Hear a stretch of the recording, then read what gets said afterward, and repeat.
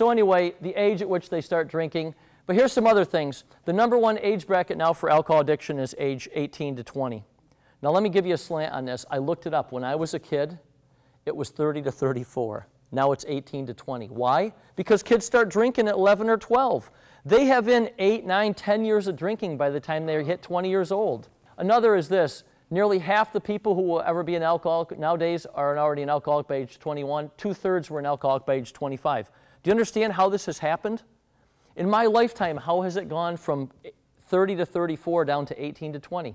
It's because kids start doing it so young now. And they're way more susceptible for becoming addicted when they're at a younger age. All right? They're susceptible to it. So this is an interesting comment, but here's another one. 4 out of 10 kids that start drinking before the age of 15 will be addicted to alcohol. This is all from Underage Drinking Enforcement Training Center. And that's an incredible website. I mean, just it paints the picture that you want to get on a topic in your community, get on the topic of underage pot and alcohol use, because this is the demise of this whole generation of kids right here, just pot and alcohol alone. And now with legalization of marijuana, which is where it's going, what are we going to say? That, you know, everything's okay? What's next? And I'm not making that statement because I'm a conservative. I'm making that statement because I signed up to be with kids, and I care about kids. I see so many athletes who have already made the choice to smoke pot and drink alcohol regularly, and after a couple of years, even if they wanted to stop or they knew that it was affecting them, they can't. That's a mistake that we all are going to have to deal with down the road. This is a kid named Gary Reinhardt. This made international news. That's him at age 12. He drank his first beer at age 12. This is him the day he died with his mother, age 22, 10 years later. Full liver failure, yellowish, greenish, eyes, face, everything. And this made international news. And he wanted to get a replacement liver, and they didn't give it to him, and he died, 22 years old. And it's not the only confirmed case of somebody dying that young from full liver failure. There's a whole bunch of teenagers now. And I've got those slides and pictures too. It's scary. It doesn't take a lifetime to kill you. 10 years, your body can be trashed easily in 10 years. It's amazing your body can fight this poisoning off for a decade. When he died, he was drinking 1.5 bottles of vodka a day. So some of the things you don't know about alcohol, maybe, that a hangover is just the beginning. It lasts for days. As alcohol breaks down with enzymes in our body, it becomes 10 to 20 to 30 times more toxic than alcohol itself. As alcohol breaks down, it doesn't weaken. It gets more and more toxic in the body. This is the lag time in drinking alcohol, which is a poison when you drank it, and 6, 8, 10 hours later having a hangover as it breaks down to what's called acetaldehyde. The only other aldehyde you probably know is formaldehyde. That's really nice stuff. It stays in your urine now. The end products or the residue from alcohol stays in your urine for up to 4 to 5 days or 80 hours. If you drink 1 beer, the residue from that beer is still in your urine for up to 4 to 5 days or 80 hours after you drank a beer. It's a test called ETG. It's used in forensics now to prove if somebody's used any alcohol, all right? Legitimate forensics test. In your blood, another test we can do. If you got drunk tonight, we can find the residue from alcohol in your blood for up to 3 to 8 weeks after having alcohol. Despite the fact you don't drink any more alcohol, 3 to 8 weeks from now, that stuff's still floating around your system. So think about that. 1 drink affects the brain cognitively and physically, and I'll tell you how it does it. It affects the thinking part of the brain. Matter of fact, alcohol gets to your brain in 6 minutes. You drink a glass of wine, a beer, a shot. It goes to your brain in 6 minutes. That's a study proven in Germany. Here's the part for physical. Testosterone starts to decrease with 1 drink. Not much, but it budges and it starts to decrease. 2, 3, 5, 7, 10, 15, 20. The more you drink, the lower it goes. And in direct proportion, guess what starts to go up? Cortisol, our stress hormone. That's how sensitive the human body is to alcohol. Here's what they scoop on alcohol. At 1 to 2 drinks, it only affects the thinking part of the brain up front. By your 3rd drink, it's affecting pre-movement, which means it's affecting movement. Even if you're not over the legal limit to operate a motor vehicle, by the time you drink your 3rd drink, you're compromised because it's already affecting the pre-movement. It's already in the pre-movement part of the brain. And like when I see people going, oh, I'm good to go, I'm fine. Well, you might be fine, but you might be compromised. And you probably won't feel the same way if something happens to you or somebody you love or somebody that's driving home that night. So think about that. It works its way all the way back. If it eventually gets all the way back to the brainstem, it shuts down the brainstem, and you die. And with the games and the drinking games kids are playing nowadays, lots of kids have died. And we also try to instruct kids about what to do if somebody's totally unresponsive as a result of passing out from alcohol, which is not to cover them up with their coat or put a blanket on them or turn them on their side. It's to call 911. I had 60 Olympic athletes interviewed that had had a performance negatively affected by alcohol. The average loss of performance for them was 11.4%. Well, hell, I'm looking for 1% in performance to get somebody on the podium or into the finals of an Olympic event. Think of losing 11.4%. That's a train wreck. Heart function decreases and is affected. Lung function decreases and affected negatively. Hormone levels drop. 96 hours after intoxication, your hormone levels for an athlete reach the levels again to gain training effect, recovery, and performance. That's a 4-day hole you got to wait to come out of. So if you get drunk on a Saturday night, we're talking Wednesday when you can start to make progress again. While somebody who cares more about it is just pulling away from you, making progress. Testosterone, the bottom falls out. Here's some of the data. This is 8 elite male athletes before max training and then intoxication. This is their testosterone levels after. We actually had guys in this study who had testosterone levels like girls.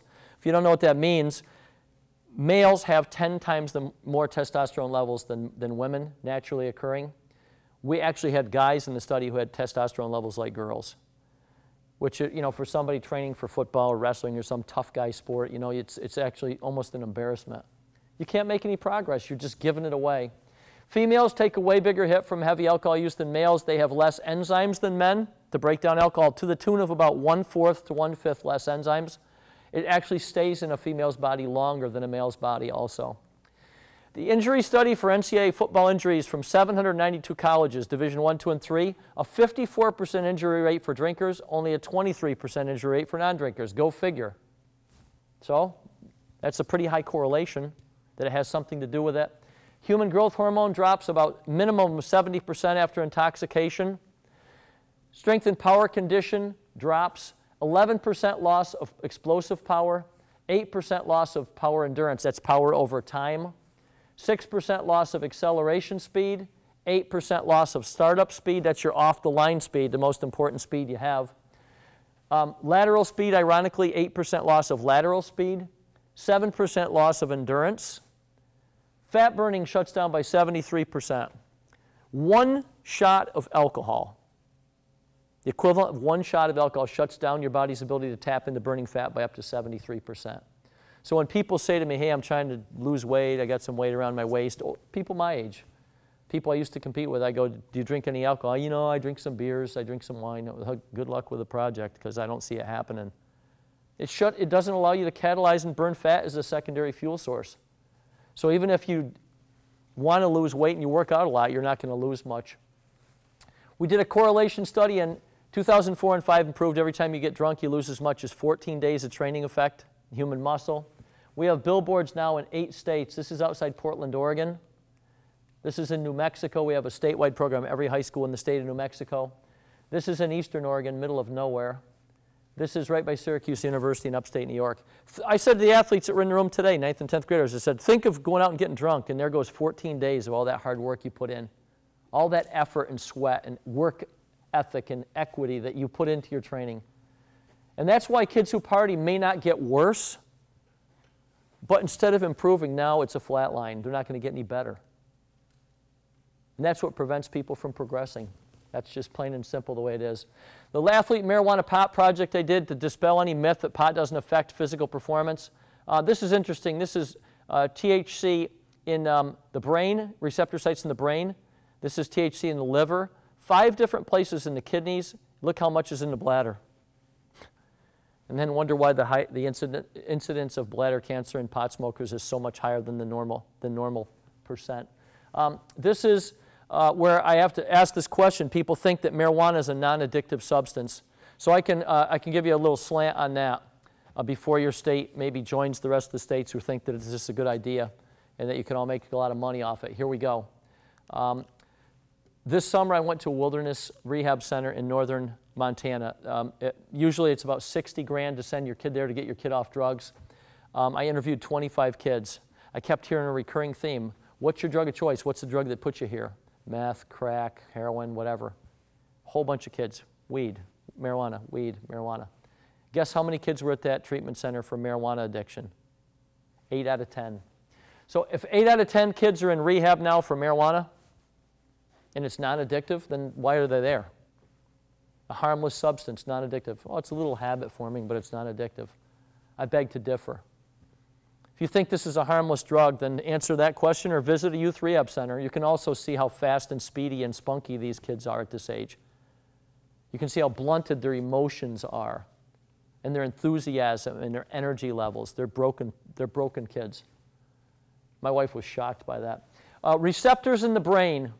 There's where THC builds up in the brain, 4 geographic locations. Smoke it, that's where it goes. This picture, the green in this picture, is THC fluoresced in brain tissue. And if you look, I can say this right now, if you smoked pot once, you'd have a couple specks of green. You smoke it again, you got more. You smoke it again, you got more. This is a daily pot smoker. Look at all the THC in their brain tissue. And think with that stuff in your brain that that's not going to affect your brain function. So here's another picture of fluoresced THC in brain tissue. As it builds up to higher and higher levels, it starts to affect brain function. Here's a part of the brain we are really concerned with, this backward C shape right here in the middle of the brain, because it's right smack in the middle of pre-movement and movement. So here's something we came across. This is a person tapping their finger. I guess I'll have to demonstrate. Pretty tough. Send a signal from your brain, the side of your brain, down to tap your finger. Here's a non-pot smoker tapping their finger. From the red zone of your brain, down the spine, tap your finger. Here's a pot smoker, not stoned or under the influence of marijuana. You can see the signal right here where it emanates from. Here's a hot spot, 2, 3, 4, 5 other parts of the brain have to reroute the signal or recruit those other parts of the brain to be able to send a signal to tap your finger. That's how it messes with your motor control system in the brain. So if you think about this is how you learned a skill, now this is the way you have to rewire the brain or recircuit the brain to be able to pull off something that simple. This takes way more CNS readiness and energy than this. This is why it's still here. That's a cataloged movement skill in the brain. Other sites where THC builds up, I call them chemical dump sites or just THC receptor sites. No one ever looked at how much was in your liver. Why would that be important for an athlete? How about your liver filters 90% of the toxins out of your blood, but how about this? It produces all your fuels. If all that stuff's in your liver's not going to produce fuels. It's going to deal with the THC and it's going to deal with alcohol and anything else that's in there, right? Before it will make purpose to make fuels for muscles. A whole bunch in the cerebellum, the primitive part of the brain for coordination, equilibrium, balance, and muscle tone, all right? Look at all the THC in the cerebellum and think it's not going to affect you. Reaction time of an elite athlete, 186 thousandths of a second. Light pot smokers once a week, 300 milliseconds. 3 to 4 times a week, moderate pot smokers, about 312 milliseconds. Heavy pot smokers daily, 450 milliseconds. Slower and slower and slower. That's the rewiring job with your brain because you can't just transmit the signal and make it happen. Now your brain's got to do this recircuiting of those signals. Lifelong pot smokers, spec scan, 38 years old, only drug of choice, marijuana, no other drugs, no other brain damage, no concussions. Bottom line is this, if you want to think about kids. People who sign up to be with kids, what's our job? Help kids figure it out. Parents, coaches, teachers, people who decided to spend their life with children, right? Educate them, give them better information to make better choices. For people who have that information, change the way you live your life. You can change every possibility you have. You can function at higher levels, you can feel better, you can live longer. You can be more well-adjusted. That's the purpose of this program.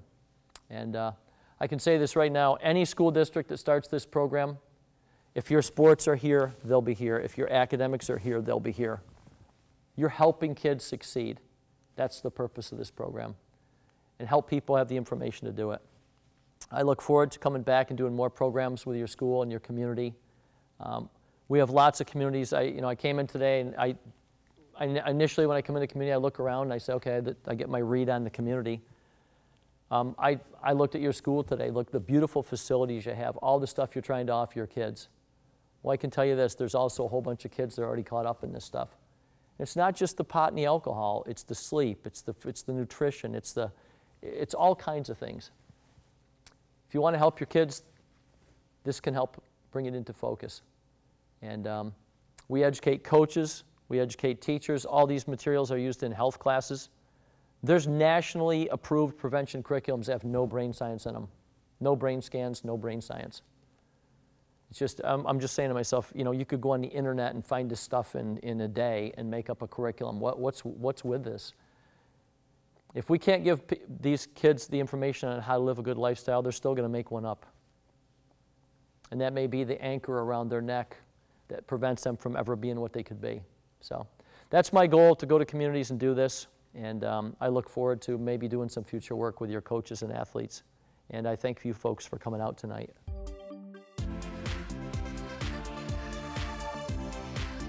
When you think about the Oldham County Health Department, immunizations and exams may come to mind.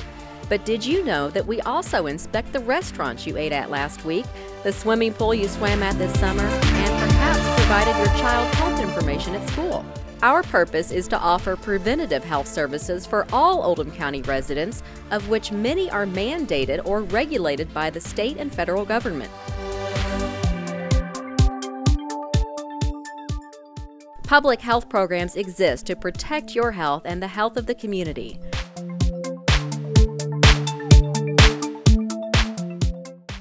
Some of the health department's programs are available at our health clinic, but many others are provided in your neighborhood, in schools, hotels, businesses, in your home, and beyond.